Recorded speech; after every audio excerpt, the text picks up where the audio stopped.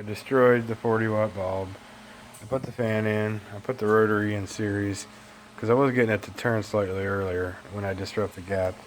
But now it's, I think it was just probably at the end of its life that I was putting so much high voltage into it. Damn this conventional equipment. If it was only designed properly.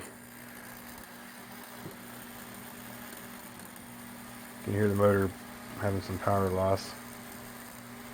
But anyway, that's not what I wanted to show you. But somehow it's still working. Like I said, oh, the terminal went over and arced and shorted out. Yeah, I don't know if you can see it. It's actually shorted from one terminal to the other. So at least it's completed the circuit for me now. Alright, so anyway, there was some plasma going on in there. I was trying to catch it. But what I'm going to try to do here is lay this piece of paper on here so that, actually that's not going to work. Let's try to put this on here. I was having a little trouble with the torque earlier. But now we are going to bring this guy in here and we're going to blow some air on this.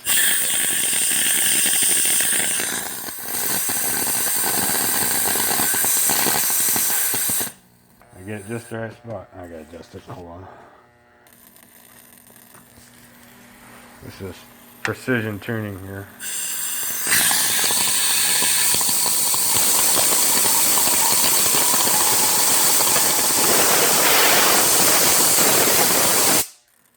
Well, as you can see, it's wanting to turn. So I added 2 more capacitors too. So I think I got 14 now.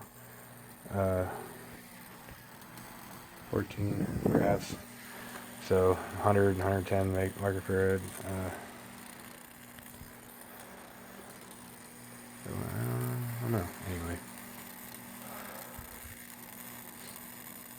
Weirdness. But it turns anyway. But check out the... you can see the flame. Just a minute. Trying to burn place down. Alright, here we go.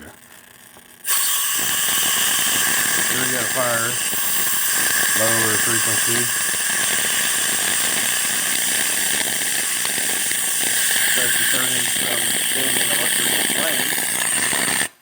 Let me zoom in so I can hold the phone farther away so you can hear.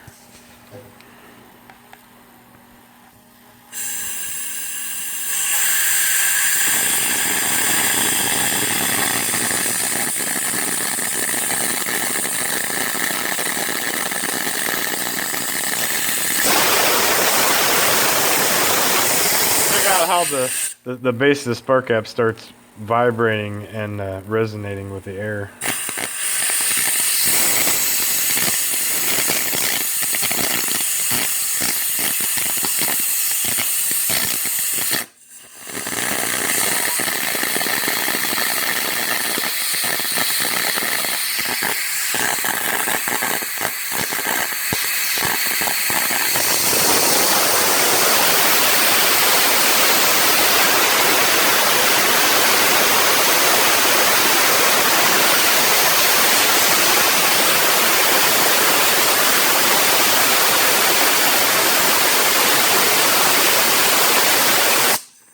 It's turning it.